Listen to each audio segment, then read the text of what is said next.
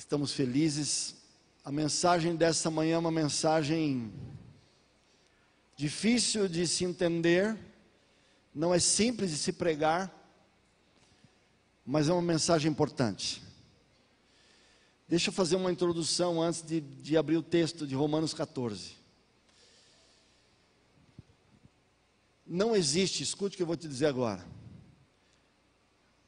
Deixa eu fazer mais uma oração antes, posso? Vamos fazer mais uma oração? Podemos? Senhor, queremos estudar a Tua palavra agora.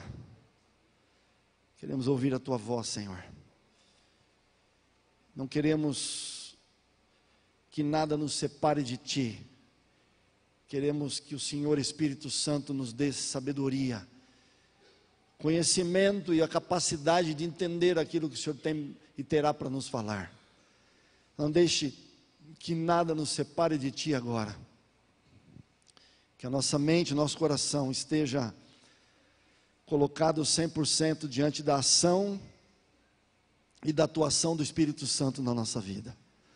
Te pedimos, te agradecemos no nome de Jesus. Amém. Eu quero começar a estudar com vocês, a partir de hoje, textos difíceis da Bíblia, de difíceis interpretações. Por quê? Deixa eu até vir aqui na frente um pouquinho. Se o pessoal ali quiser me acompanhar. Vocês sabem que eu sou formado em teologia, fiz 4 anos de faculdade de teologia. Prego desde os 23 anos, são 36 anos pregando. Mas eu percebi, e o que eu vou dizer agora não é crítica, não é fala com orgulho, não é arrogância, é uma realidade. Não existe adoração a Deus, não existe como seguirmos a Deus de uma forma verdadeira, obviamente, sem conhecermos a Bíblia. Não dá para adorarmos a Deus sem verdade. Vocês se lembram no capítulo 15 de Mateus, quando Jesus fala para os fariseus assim: em vão me adoram, ensinando doutrinas de homens. Ou seja, quando eu não sigo a Deus, quando eu não adoro a Deus com verdade, a sinceridade, claro que é avaliada por Deus, mas a gente tem que entender que a sinceridade não transforma o erro em verdade, a mentira em verdade. E para eu conhecer a palavra, a Deus, eu preciso estudar a Bíblia. Por que eu estou dizendo isso? E eu não estou fazendo isso com crítica. Não estou pensando em pessoas. Vou falar uma coisa que eu falo sempre. Deus tem os seus filhos em todas as religiões.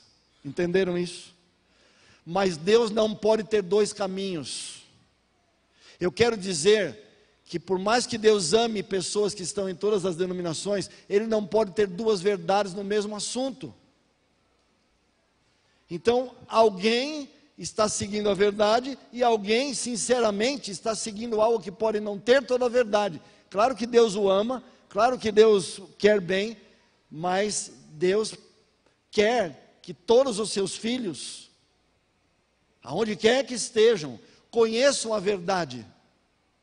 A gente fala de religião, minha religião é X, Y, Z. A questão não é só religião. A questão é como eu estudo a Bíblia. Como eu posso ter certeza de que estou seguindo a verdade? Porque o meu pastor é legal, porque a igreja é bonita, porque eu me sinto bem, porque eu sinto alguma coisa. Queridos, Deus nos dotou de inteligência. Romanos capítulo 12, Deus pede de nós um culto, uma adoração que passe pela razão. Então eu não posso ter uma vida espiritual só movida pela emoção. Uma vez uma moça disse para mim: se o senhor me provar que tal assunto eu estou errada, eu mudo. O filho ia se batizar, ela não queria. Eu falei: por que você não está com o filho? Porque tem um assunto que eu não creio. O assunto era o dom de línguas. Eu falei: a maneira como você enxerga esse assunto não é bíblica. Então o senhor me prova. Eu falei: se eu provar, você entende? Não, ok. E expliquei para ela. Quando terminou tudo, ela disse assim: está perfeito a sua explicação. não dá para refutar, está perfeito, só que eu não sinto assim, então eu não vou seguir. Mas a razão está dizendo, a Bíblia mostrou, o texto explicou, mas eu não sinto. Temos que usar a razão. Claro que as emoções nos ajudam, mas as emoções podem nos trair. A Bíblia diz que enganoso é o coração. As nossas emoções muitas vezes fazem com que a gente tenha sentimentos que podem não refletir a realidade, mas a minha cabeça tem que pensar e avaliar. Entendem isso? Então, Deus tem os seus filhos em todos os lugares, mas Deus não pode ter duas verdades. Vou dar um exemplo. Quando o ser humano morre, sai um espírito dele, sai a alma, ele morre e acabou, ele vai para o céu, ele vai para o inferno, ele está dormindo.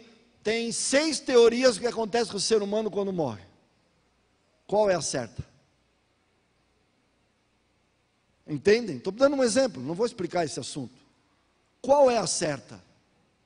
Ah, mas tanto faz, depois que eu morrer, eu vou saber. Depende, porque dependendo da maneira como você enxerga o que acontece com você depois da morte, isso pode afetar a sua vida aqui hoje. Se eu entendo que quando morro, não morro, como vai ser minha postura? Se eu entendo que quando eu morro, sai um espírito, qual é a minha postura? É a alma, é uma outra postura. A maneira de orar a Deus, oro direto a Deus, tenho que ter intermediários, não tenho. Como é isso? Não pode ter duas verdades, tem que ter uma. Qual é a verdade? Existem princípios na palavra de Deus, e alguns caminhos religiosos seguem partes, outros seguem outras partes. Qual é o caminho? Entendem? A questão não é só religião, não é time de futebol, eu sou Palmeiras, você é Corinthians, a gente torce para aquilo que a gente quiser. No futebol tudo bem, mas na vida espiritual não dá para ser assim, porque eu não tenho que ter orgulho de dizer, a minha religião é a certa, a sua está errada. Essa não é a questão é, eu estou seguindo a Deus do jeito que Deus espera que eu siga. Eu entendo e conheço a palavra de Deus, e estou adorando a Deus em espírito e em verdade. Eu estou fazendo aquilo que Deus me pede. Mateus capítulo 7, Jesus fala assim: nem todo que me diz Senhor, Senhor entrará no reino dos céus, mas aquele que faz a vontade do meu Pai. Mateus 7, 23. Então, eu posso chamar a Jesus o Senhor e não ser salvo, porque não sigo aquilo que Deus me pede. É claro que a salvação é pela graça, mas eu não sou salvo para viver de qualquer forma. Há princípios de Deus. Então, como vou fazer a vontade do Pai se eu não estudo a Bíblia? Se eu não sei qual a vontade do Pai? Estão entendendo? Número 2.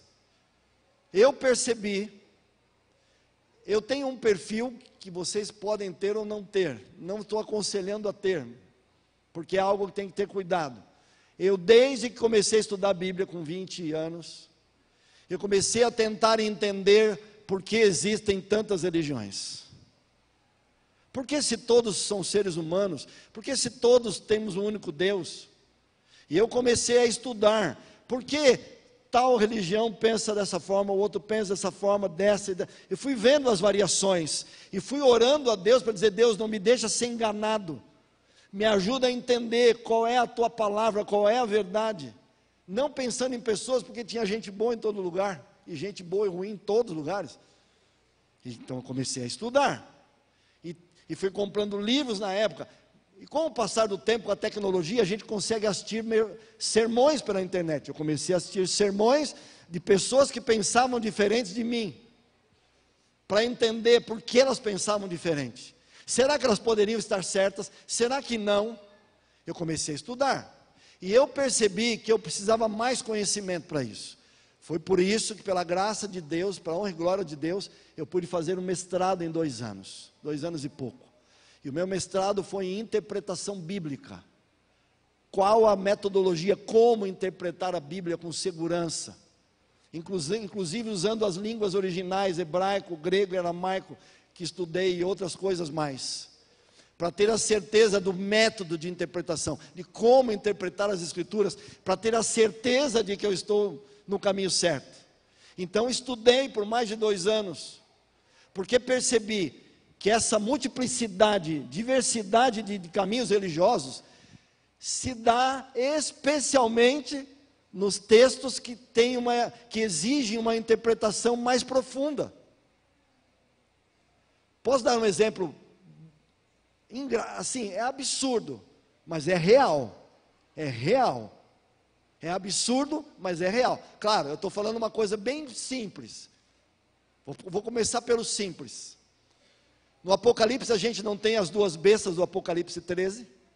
Não temos? Resumidamente, a gente sabe que as bestas, animais, simbolizam rei ou reinos. João, quando escreve o Apocalipse, ele usa simbologia, um simbolismo do Antigo Testamento. E da onde João tira os animais de Apocalipse 13? Ele tira de Daniel 7, quando Daniel tem um sonho, lembram? Ele tem aquele sonho do leão, lembram? Leopardo, o urso, o leopardo, lembram disso? João usa o mesmo simbolismo. Ele estava na ilha de Patmos, não podia falar claramente. Então ele usa o simbolismo. Então as bestas são animais que simbolizam rei ou reinos. Isso não é algo subjetivo. Daniel fala isso lá. E João usa, sabendo que as pessoas entenderiam que são rei ou reinos, poderes, ok?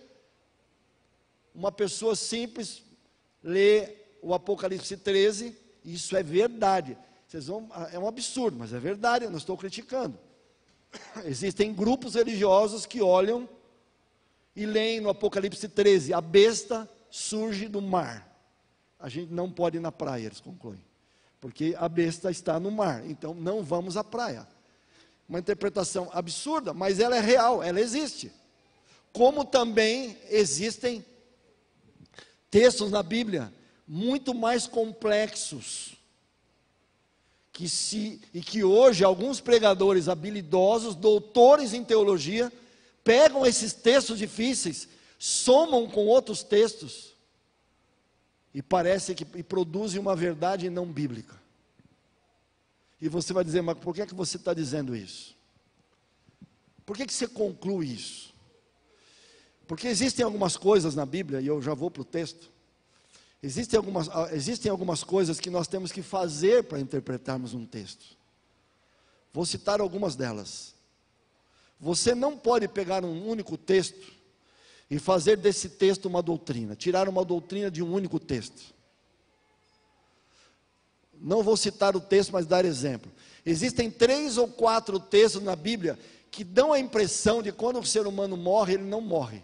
Dão a impressão. São textos difíceis, que a gente tem que estudar mais para interpretar.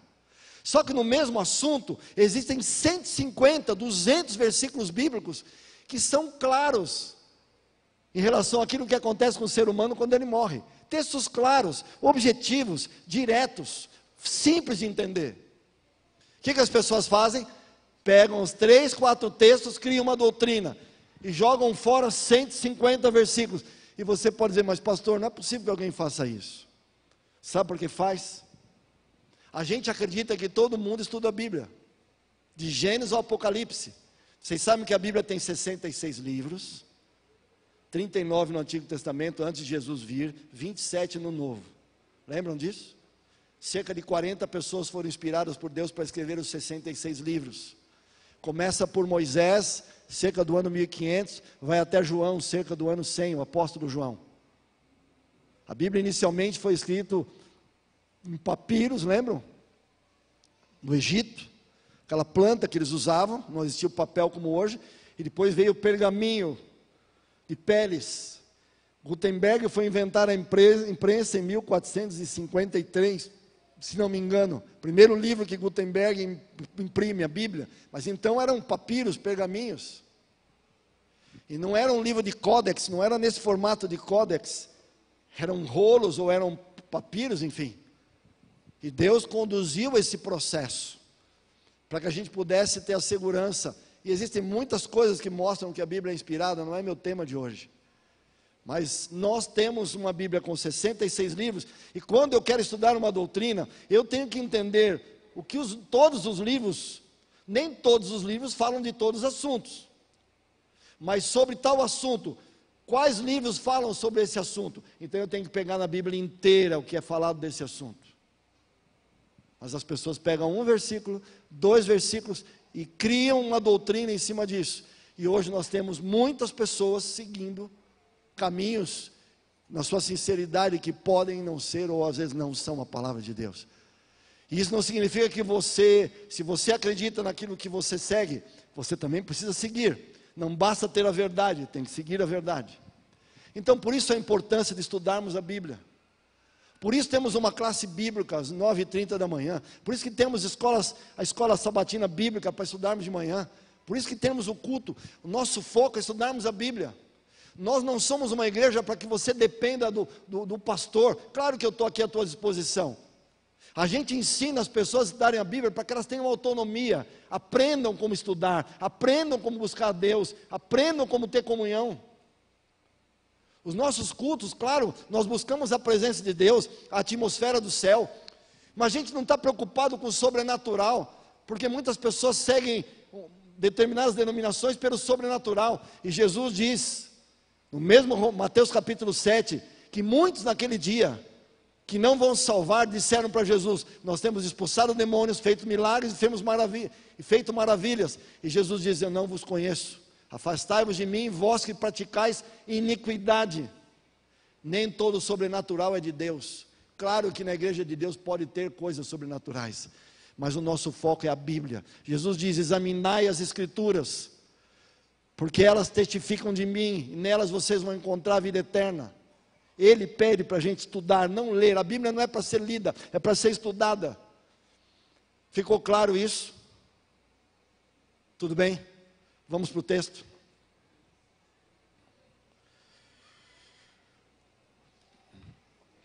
Quais são, eu vou começar pela polêmica do texto. Existem 2 versículos. Depois vocês podem colocar, por gentileza, Sérgio, o relógio para aqui, para eu ter. Existem 2 versículos onde, escutem, a maioria dos cristãos interpretam de forma equivocada esse texto. A maioria. Esse é um dos textos difíceis da Bíblia, um dos mais difíceis. Por que é mais difícil? Eu vou ler o versículo, vou dizer qual é a dificuldade, depois vou ler todo o bloco e vou explicar o bloco, ok? Paulo começa dizendo assim no versículo, eu vou ler o texto e vou destacar os versículos. Paulo fala assim, versículo 1 do capítulo 14. Acolhei ao que é fraco, ao que é débil na fé. Não, porém, para discutir opiniões. E Paulo vai dizer assim, um crê que de tudo pode comer, mas o fraco come legumes. Quem come não despreze o que não come, e o que não come não julgue o que come, porque Deus o acolheu. Esse versículo, somado com outros versículos, olha aqui o versículo 15. Se por causa de comida o teu irmão se entristece, já não anda segundo o amor fraternal. Por causa da tua comida não faça perecer aquele que Cristo morreu. E Paulo vai falando dessa questão da comida. O que é que 95% dos cristãos entendem? Vocês sabem, eu vou dizer daqui a pouquinho, de uma maneira mais profunda, que Deus nos dá orientações até naquilo que nós temos que comer. Existem alimentos que Deus diz assim, eu não fiz esse alimento para você comer. E existem alimentos que Deus fez para a gente comer. A questão aqui não é comida em si. A gente tem que entender que o nosso corpo, 1 Coríntios capítulo 6, é o templo do Espírito Santo. O que eu estou querendo dizer com isso? A nossa espiritualidade, a nossa inteligência, a nossa capacidade de entender, de realizar coisas, não só na vida espiritual, em todas as áreas, depende de nós termos uma mente e um corpo saudável. Então aquilo que eu como, aquilo que eu bebo, estou pegando um bloco só. Tem várias coisas que me fazem ser um ser humano melhor. Dentre elas, a alimentação contribui para que eu tenha uma mente, um corpo saudável e uma mente saudável. Vocês sabem que o Espírito Santo fala conosco aqui, por essa parte do cérebro. onde a gente tem aqui a capacidade de escolher.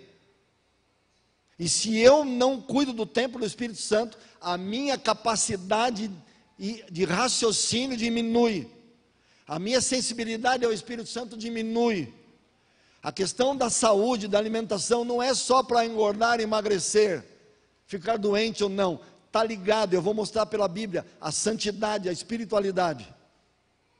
E há alguns textos na Bíblia, e o principal dele, Levíticos, que é um dos livros do Antigo Testamento, Gênesis, Êxodo, Levíticos, terceiro livro, capítulo 11, Deus dá uma relação do que se deve ou não comer.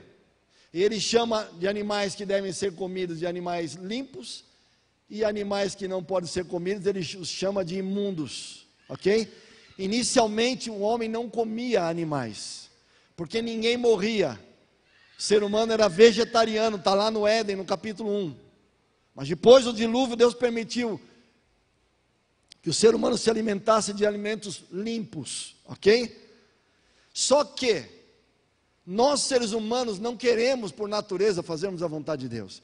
Então 95% das pessoas hoje cristãs entendem que Deus aboliu Levíticos 11, que não há mais importância naquilo que você come, e eles pegam esse texto, aquele que come não despreze o que come, aquele que não come não despreze o outro, todo mundo está comendo, não rejeita o teu irmão por aquilo que ele está comendo. Todo mundo interpreta esse texto como Deus dizendo assim, esquece esse assunto de alimentação, esquece esse assunto de princípios de saúde. Deus aboliu tudo isso. E pode parecer simples, obrigado, pode parecer simples,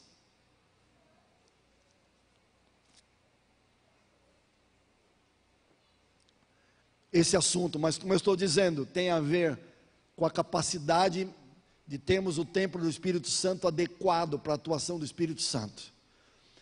Quero adiantar uma coisa, para vocês terem uma ideia. Pode parecer que não é assim, mas a Bíblia deixa claro que é assim. O quanto eu permito que o Espírito Santo atue na minha vida, o quanto eu permito que o Espírito Santo fale comigo, me transforme, está diretamente ligado à minha capacidade de ser fiel, está diretamente ligado à minha capacidade de resistir às tentações, de enfrentar as provações. Nós somos um todo, a neurociência e a ciência mostra, nós somos um todo. Eu sou físico, mental racional, mental emocional e espiritual. Pra vocês terem uma ideia, até neurotransmissores são produzidos quando eu cuido do corpo, outros neurotransmissores quando eu cuido da razão, quando eu cuido da emoção e da vida espiritual. Até quando você anda com Deus, você passa a ter saúde. Há uma ligação entre o corpo e a mente. Entenderam isso? Mas um grupo entende, não, Deus aboliu. Versículo 5. Um faz diferença entre dia e dia, o outro julga iguais todos os dias. Cada um tem a opinião bem definida em sua própria mente. Quem distingue entre dia e dia, versículo 6, para o Senhor o faz. Quem come, para o Senhor come, porque dá graças a Deus. E quem não come, para o Senhor não come e dá graças a Deus. Eles pegam os versículos e dizem assim, peraí, são opiniões diferentes em relação a dias. Que dias? E eles concluem, qual o dia de adoração a Deus? Eles concluem que tanto faz. Tem a ver com opinião. Se eu acho que, eu recebi um rapaz outro dia aqui, da igreja islâmica, de um grupo islâmico, onde eles têm a sexta-feira como um dia especial. Nós adventistas temos o sábado como dia do Senhor. E a maior parte da cristandade tem o primeiro dia da semana como dia do Senhor. Não podem ter três. Deus definiu um. Mas alguns pensam, esse texto está dizendo que Deus não se importa com isso. Que Deus se importa que eu escolha algo para fazer. E por isso, um dos mandamentos de Deus, o quarto mandamento, é simplesmente deixado de lado. Só que quando eu leio Tiago, capítulo 2, Tiago diz assim, aquele que quebra um mandamento, quebra toda a lei. Então não é um assunto simples. Jesus em Mateus 5, 16, 17, ele diz, eu não vim para revogar a lei ou os profetas? Eu vim cumprir. Eu vim cumprir. Nada vai passar, nem um tio, nem um i, nada vai passar. Ele está dizendo, nem pensem que vim mudar. Mas as pessoas leem um texto desse e dizem assim, está vendo? Deus não se importa qual dia. E parece simples. Simplesmente eu tomo a decisão de não seguir mais, porque eu entendo que Deus está me dando essa liberdade. E queridos, e isso vai me levar a ter uma adoração a Deus. Isso vai me levar a ter um cristianismo que pode até ser sincero, mas eu vou estar seguindo doutrinas que não são bíblicas. E quando eu sigo doutrinas que não são bíblicas, o Espírito Santo não consegue me levar para um nível de espiritualidade que eu preciso estar. Por que Deus quer que sigamos a verdade? Não é à toa. Não é porque Ele é Deus e senta num trono, é porque Ele sabe como nós funcionamos. Ele sabe que se eu, por exemplo, mentir, eu vou estar indo contra a minha natureza, que quando eu digo a verdade, eu me sinto muito melhor, muito mais completo, eu amadureço enfrentando a vida com a verdade. Entendem? Os princípios de Deus, eles norteiam a minha vida, para que eu, ao segui-los, seja protegido pelas minhas escolhas, e me desenvolva em todas as áreas da vida, e seja um ser humano melhor, para tudo aquilo que eu fizer, não só para a religião, para tudo. Vamos ler o texto inteiro primeiro. Paulo diz então, acolhei o que é débil na fé, não porém para discutir opiniões. Versículo 2, um crê que de tudo pode comer, mas o fraco come legumes. Quem come não despreze o que não come não julgue o que come, porque Deus o acolheu. Quem és tu que julgas o servo alheio? Para o seu próprio Senhor está em pé ou cai, mas estará em pé porque o Senhor é poderoso para o suster. Um faz diferença entre dia e dia, o outro julga iguais todos os dias. Cada um tem opinião bem definida em sua própria mente. Quem distingue entre dia e dia, para o Senhor o faz. Quem come para o Senhor come, porque dá graças a Deus. E quem não come para o Senhor não come, e dá graças a Deus. Porque nenhum de nós vive para si mesmo, nem morre para si. Porque se vivemos para o Senhor vivemos, se morremos para o Senhor morremos. Quer pois vivamos ou morramos, somos do Senhor. Foi precisamente para esse fim que Cristo morreu e ressurgiu, para ser Senhor tanto de mortos como de vivos. Tu, porém, porque julgas teu irmão, e tu porque desprezas o teu, pois todos compareceremos perante o tribunal de Deus, como está escrito, por minha vida, diz o Senhor, diante de mim se dobrará todo joelho, toda língua dará louvores a Deus. Assim, pois, cada um de nós dará contas de si mesmo a Deus. Vamos parar por aqui, poderíamos ler mais. Em primeiro lugar, deixa eu dizer o que não é, para depois dizer o que é, que Paulo estava querendo dizer. Por que Paulo não pode estar abolindo os princípios dietéticos de Levíticos 11? Por quê?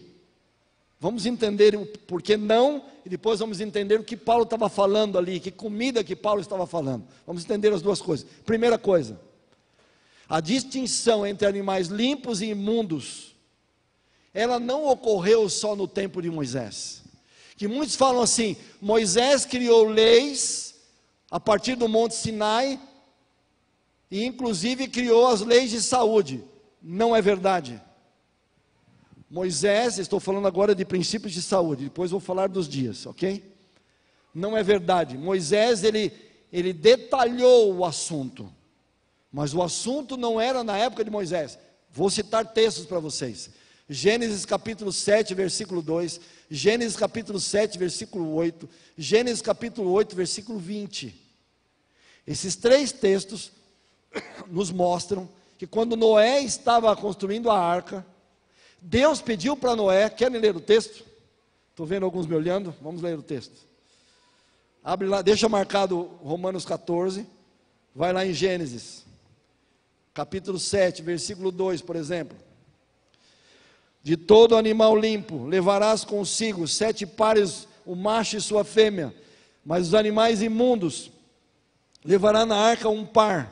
Versículo 8, dos animais limpos, dos animais imundos, das aves, dos répteis sobre a terra, animais limpos e imundos. 8:20 também fala. O que eu quero dizer, A distinção entre animais limpos e imundos foi feito por Deus, antes do dilúvio. Quando Noé ia levar os animais para a arca, Noé não comia animais nesse período. Os antediluvianos que tinham Deus não comiam alimento carne. E Deus já distinguia. E Ele diz: leve 7 pares de animais limpos e 1 par de animal imundo. Ok? Não significa que os animais imundos são piores. Nenhum deveria ser comido, mas os imundos nunca. Ok? Então, em primeiro lugar, não foi Moisés que estabeleceu isso. É algo antediluviano. É algo que foi feito na criação de Deus. Número 2. Muitos dizem que quando Jesus morreu na cruz, Ele aboliu essas leis. Quais eram os 4 tipos de leis que tínhamos no Antigo Testamento? Queridos, esse assunto aqui daria uma tarde inteira para a gente falar. Eu vou ter que pregar de forma resumida, porque a gente está num culto com duração menor. Mas eu vou falar de forma resumida, mas o suficiente para você entender. E depois, se você quiser saber mais, você me procura, eu te ajudo a aprofundar mais, tá? Quais eram os 4 tipos de leis do Antigo Testamento? Em primeiro lugar, a lei moral, a lei dos 10 mandamentos, de Êxodo capítulo 20. Ali estão os 10 mandamentos. Ali nós entendemos, é a lei moral. Só que nós temos nos outros livros ali do Pentateuco, os 5 primeiros livros, leis que nós chamamos de leis civis. Moisés era o dirigente de uma nação, e essa nação precisava de uma constituição, como nós temos no nosso país. Ok? Então eles tinham as leis civis para Israel, mas eles também tinham as leis que nós chamamos de leis cerimoniais. O que eram as leis cerimoniais? Deus havia feito, no Antigo Testamento, um projeto em cima de algo que nós chamamos de santuário. Deus pediu para Moisés fazer um santuário. Nesse santuário, existiam ritos, cerimônias, que didaticamente explicavam para o povo de Deus e para as nações que vissem, quem Deus era, e como Deus tratava um pecador. Existiam cerimônias, inúmeras cerimônias para explicar para o povo sobre isso. E nessas cerimônias, nesse santuário, existiam leis. Então, lei moral, leis civis, leis cerimoniais, e a 4º bloco de leis, leis de saúde. 4 blocos de leis, vou repetir: lei moral, lei cerimonial, leis civis e leis de saúde. Se você ler o Pentateuco e alguns livros da Bíblia, você vai encontrar esses 4 blocos de leis, ok? O que foi abolido na cruz? Raciocina comigo. Quando Jesus morre na cruz, alguns dizem assim: estamos numa nova aliança, e agora algumas coisas foram abolidas. Jesus veio, tá bom, o que poderia ser abolido? Raciocina comigo.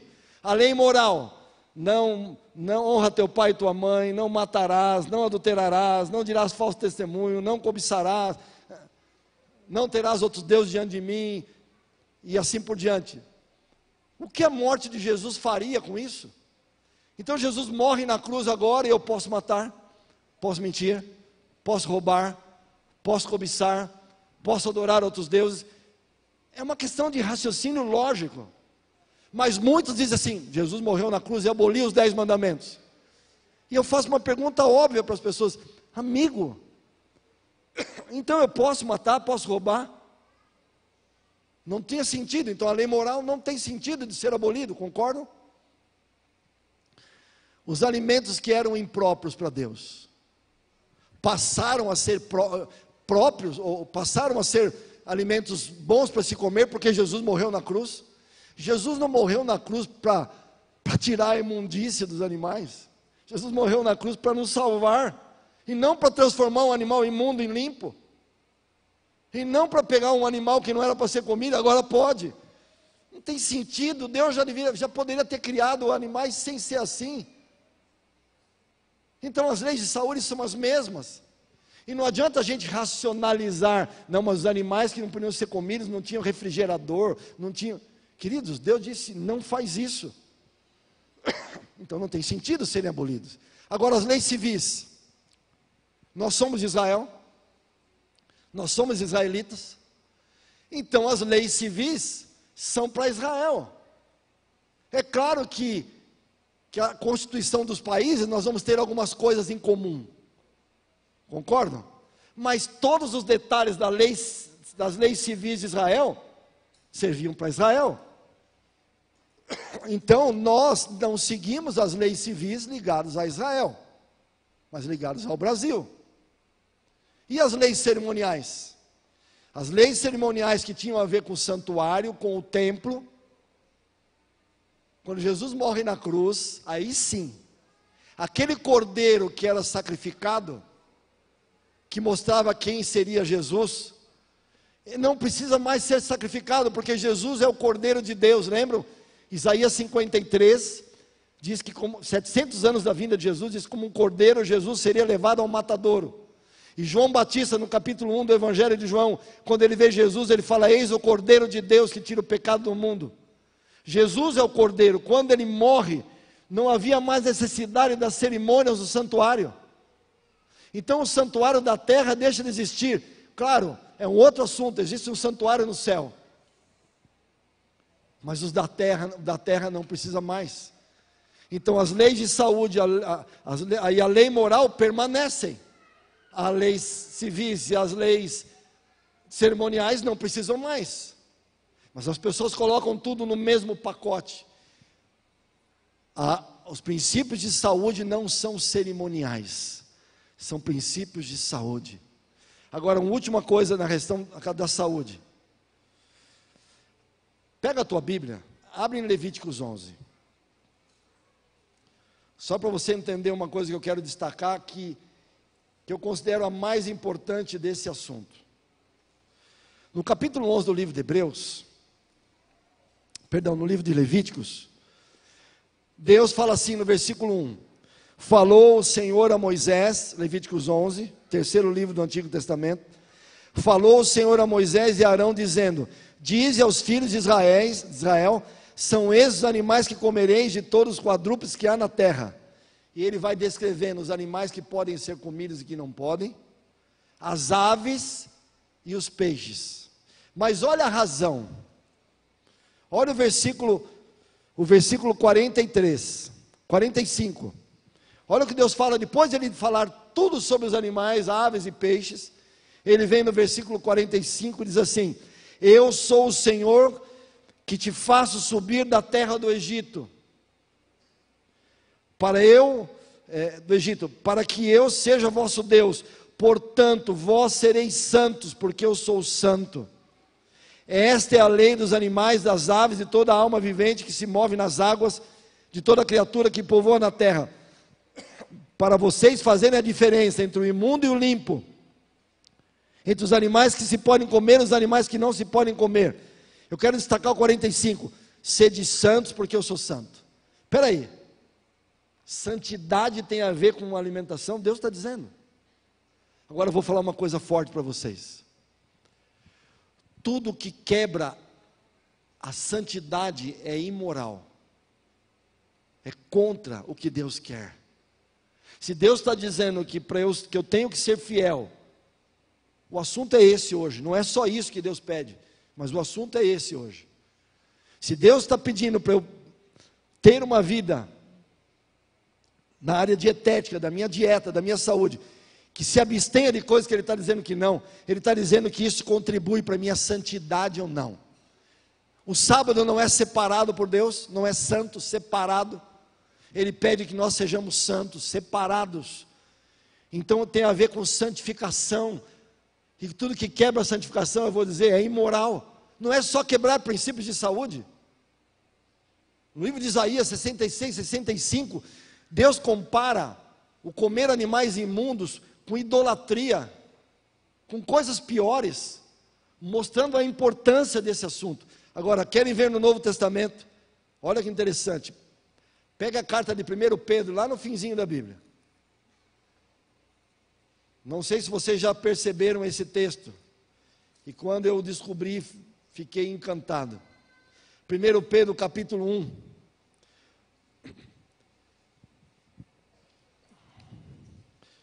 1 Pedro capítulo 1, finzinho da Bíblia, antes do livro do Apocalipse, antes de Judas, antes de 2 Pedro, 1 Pedro. 1 Pedro capítulo 1, versículos 13, 14, 15 e 16. Olha o que Pedro vai dizer aqui. Versículo 13. Por isso, cingindo o vosso entendimento, sede sóbrios e esperai inteiramente na graça que vos está sendo trazida na revelação de Deus, na revelação de Cristo. Como filhos da obediência, não vos amoldeis às paixões que tinhas anteriormente, na vossa ignorância. Pelo contrário, segundo é santo aquele que vos chamou, tornai-vos santos, também vós mesmos em todo o vosso procedimento. O que Pedro está dizendo? Tornai-vos santos, separados, se santifiquem. E olha o texto que ele vai usar. Porque está escrito, sede santos porque eu sou santo. Onde está escrito isso? A gente acabou de ler. Levíticos 11. Pedro está usando o texto que Deus falou, que para haver santificação, precisa também, não só isso, também, uma dieta que Deus nos aprova, que Deus aprova. Então, a visão de que o texto está dizendo que os princípios de saúde foram abolidos, não tem base bíblica. Os princípios de saúde continuam a ser princípios do mesmo jeito que foram. E Pedro está ratificando que para existir santidade tem que haver fidelidade nesse assunto. Mas então o que Paulo está falando em Levíticos 14? Abra a tua Bíblia, 1 Coríntios, capítulo 8. Um pouquinho depois, vou correr aqui para a gente terminar em breve. Se faltar alguma coisa, eu deixo para o sábado que vem.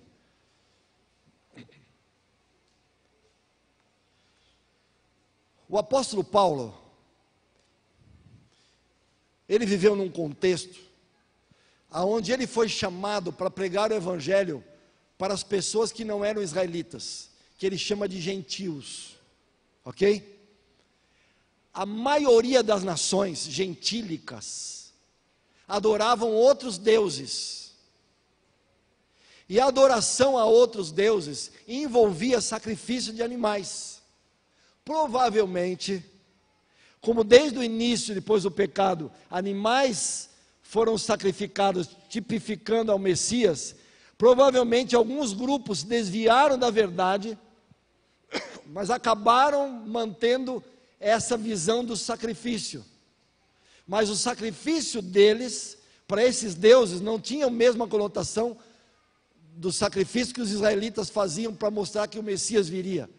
Eram sacrifícios para acalmar os deuses, eram sacrifícios para agradecer os deuses, para aplacar a ira dos deuses. Eram outros objetivos. E Paulo enfrentou, em muitos lugares que ele fundou igrejas, nas nações gentílicas, o problema com esses animais que eram sacrificados. Eu vou adiantar, depois eu vou ler o texto, tá? Eu vou explicar, depois eu vou ler para validar o que eu estou falando. Qual era o problema? O problema era o seguinte: quando um animal era sacrificado nesses templos, o povo comia dentro do templo, para adorar a Deus. E aquilo que não era usado como alimento, eles pegavam esses animais e levavam para o açougue da época. Levavam para serem vendidos para o público, não jogavam fora. Mas os israelitas, quando estavam viajando por terras gentílicas, eles comiam carne, porque eram animais limpos, mas se eles sabiam que eram animais oferecidos aos ídolos, eles não comeriam. E aí estava uma controvérsia, porque um grupo dizia assim: não vou comer animais oferecidos aos ídolos. E Paulo dizia assim: o ídolo existe, o Deus falso existe, não existe. Então, se você comer uma carne que foi oferecida aos ídolos, primariamente Paulo fala assim: ídolo não existe, a carne não foi afetada por isso. Mas o que estava acontecendo na igreja de Roma? Só para vocês entenderem. No ano 49 da nossa época, lembra que Roma dominava o mundo? Qual era o imperador no ano 49? Um imperador chamado Cláudio. Cláudio, ele se irrita com os judeus, ele não quer mais judeus em Roma, e ele expulsa todos os judeus de Roma. E os judeus, para Cláudio, não tinha distinção de judeu cristão, tudo era judeu. Mas haviam judeus se convertido ao cristianismo e judeus que não haviam se convertido, mas ele expulsa todos. Quem dirigia a igreja de Roma? Quem dirigia as igrejas nesse período? Os judeus cristãos. Mas quando os judeus cristãos são expulsos de Roma, quem fica na igreja? Os gentios que se converteram. Agora, os gentios que se converteram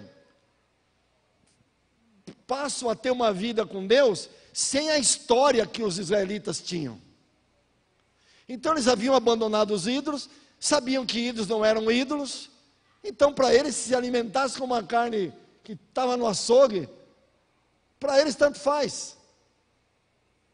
Mas só que 5 anos depois, o imperador Cláudio morre, no ano 54, e o decreto que ele fez para expulsar os judeus de Roma é abolido, e os judeus voltam. Quando os judeus cristãos voltam, quem está dirigindo a igreja? Os gentios. E agora começa a polêmica, e um dos assuntos era: podemos ou não podemos comer carne sacrificada aos ídolos? O assunto aqui não é animal imundo. Deixa eu pegar um recurso da língua para vocês entenderem. Na língua grega, existe uma palavra para impuro, para a palavra impuro em língua portuguesa, e para a palavra imundo, ok? Quando se usa o termo grego imundo, está falando de Levíticos 11, mas eles usavam outro termo para impuro. Quando é que eles consideravam um animal impuro? Eles consideravam um animal impuro, por exemplo, quando ele tinha sido sacrificado aos ídolos. E os judeus cristãos, por uma questão de história, diziam assim: a gente jamais vai comer uma carne sacrificada aos ídolos. E os gentios convertidos diziam assim: não tem ídolo, não tem problema comer, a carne não se transformou. Então havia um problema na igreja. Você se lembra do primeiro texto que eu li? Em Romanos 14, eu vou ler o 8 já. Paulo começa assim: irmãos, nós vamos falar de alguns assuntos para avaliarmos as opiniões. O assunto ali não eram princípios. Paulo estava dizendo que ele ia gerenciar as diferenças de opiniões entre os gentios e os judeus. Eram opiniões. Se envolvesse princípios, não é opinião. Eu posso ter uma opinião em casa: eu quero comer frutas todos os dias no café da manhã. E a minha esposa fala assim: não, eu quero comer pão, ovo. É opinião. Agora, se eu falar assim: eu quero comer um alimento imundo, já não é opinião. Já estou quebrando um princípio. Entende a diferença? Uma coisa é opinião, outra coisa é princípios. A gente não pode dar opinião para princípios. Você acha, Eliana, você é anciã da igreja, tudo bem a gente matar umas pessoas hoje à tarde? Qual é a sua opinião? Não tem opinião. A igreja está precisando de recursos, vamos roubar alguns bancos à tarde? Qual é a sua opinião? Dá para pedir opinião nisso? Não. Agora, vamos fazer um jantar, qual a sua opinião em relação ao menu? Concorda? Aí, olha, eu acho que tem que ter frutas, eu acho que tem que ter saladas, eu acho que tem que ter arroz, sorvete. Ou seja, opinião não pode quebrar princípios. E qual era o problema? Os judeus diziam tem que ser de um jeito, os gentios diziam tem que ser de outro jeito. O assunto era esse. Vou confirmar isso em 1 Coríntios 8. Paulo estava passando o mesmo problema com a igreja de Corinto. Olha o que ele diz assim, 1 Coríntios 8. Espera aí que eu coloquei em 2 Coríntios, deixa eu achar o primeiro. 1 Coríntios 8, Paulo fala assim: no que se refere a coisa sacrificada a ídolos, reconhecemos que todos somos senhores do saber. O saber ensoberbece, mas o amor edifica. Se alguém julga saber alguma coisa, com efeito não aprendeu ainda como convém saber. Mas se alguém ama a Deus, esse é conhecido por ele. No tocante à comida sacrificada a ídolos, sabemos que o ídolo de si mesmo nada é no mundo, e que não há senão um Deus. Paulo começa a falar sobre isso, olha, porque ainda que há também, segundo alguns chamam deuses, quer no céu ou sobre a terra, como há muitos deuses e muitos senhores na cabeça das pessoas, todavia, para nós há um só Deus, o Pai, de quem são todas as coisas, para quem existimos, e um só Senhor Jesus, pelo qual são todas as coisas. Entretanto, não há esse conhecimento em todos, porque alguns, por efeito da familiaridade até agora com os ídolos, ainda comem dessas coisas, como a eles sacrificadas, e a consciência desses, por ser fraca, vem a contaminar-se. Não é a comida que nos recomendará a Deus, pois nada perderemos se não comermos, e nada ganharemos se comermos. Vede, porém, que essa vossa liberdade não venha de modo algum a ser tropeço para os fracos. Porque se alguém te vir a ti, que és dotado de saber, a mesa em templo de ídolo, não será a consciência do fraco induzida a participar da comida sacrificada aos ídolos? E assim, por causa do teu saber, perece o irmão fraco. Estão vendo? Paulo usa a mesma terminologia. Quem era o irmão fraco e o forte? O forte eram os gentios e o fraco eram os judeus. Mas fraco no sentido de não conseguir entender que não havia problema. Por que é dito que eles só comiam legumes? Porque quando andarem nas terras gentílicas, eles pensavam, se eu comer uma carne sacrificada aos ídolos, então eu não vou comer carne nenhuma, vou comer só a comida que não tem a carne. Então essa era a polêmica que surgiu entre eles. Se você olhar em 1 Coríntios 10, não vou ler por tempo, Paulo ele diz 3 coisas. Primeiro, ele fala assim, não, você pode até comer carne sacrificada a ídolos, mas não coma no templo. 1 Coríntios 10, está lá, depois leiam. Mas aí ele fala assim, mas comem tudo que se vende no açougue. Alguns pensam no açougue de hoje em dia e pensam, pode comer tudo. A gente tem que lembrar qual era o açougue da época de lá. O açougue de lá não tinham animais imundos, eram carnes sacrificadas a ídolos ou não. Então Paulo disse, se você vai no açougue, pega essa carne, não precisa perguntar se ela foi sacrificada ao ídolo, não, tanto faz. Na tua casa tudo bem, mas no templo não, porque no templo vão achar que você está adorando a Deus. Mas aí Paulo dá o terceiro conselho em 1 Coríntios 10, mas se comer carne sacrificada a ídolos, mesmo que você não considere erro, mas o teu irmão está vendo, e para ele isso é ruim, não coma, por amor ao seu irmão, não coma. Paulo está gerenciando o relacionamento deles, entenderam isso? Vou deixar o assunto do sábado para outro momento, pelo tempo, mas eu quero terminar dizendo uma coisa. Olha o que é que Romanos diz.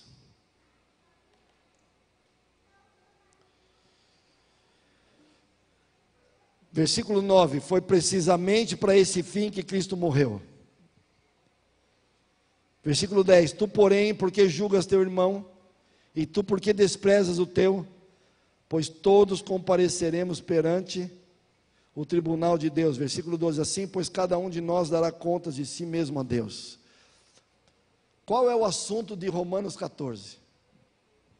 Não é nem alimentação. Eu vou só citar, não dá tempo de explicar. Os dias que Paulo está falando ali, são os sábados cerimoniais dos judeus.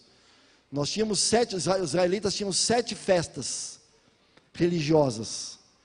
E o dia que essas festas eram realizadas, você deveria vivê-las nesse dia como se fosse o sábado do 7º dia. O sábado do 7º dia em Êxodo 20, é diferente dos sábados das festas. Simplesmente os judeus estavam querendo que esses sábados pudessem ser respeitados, mas os gentios disseram assim, mas para nós isso não existe, a gente não é do povo de vocês. Então era opinião, os judeus poderiam seguir as festas deles, se quisessem poderiam, não era errado, mas não podiam impor aos gentios que a seguissem. Ali não tem nada a ver com sábado e domingo. Qual é o assunto de Romanos 14? Deus queria a unidade da igreja. Paulo queria a unidade da igreja. Paulo queria que a igreja parasse de brigar por opiniões. Paulo sabia que o problema de ficar dando opiniões tinha que ser algo feito com muito carinho.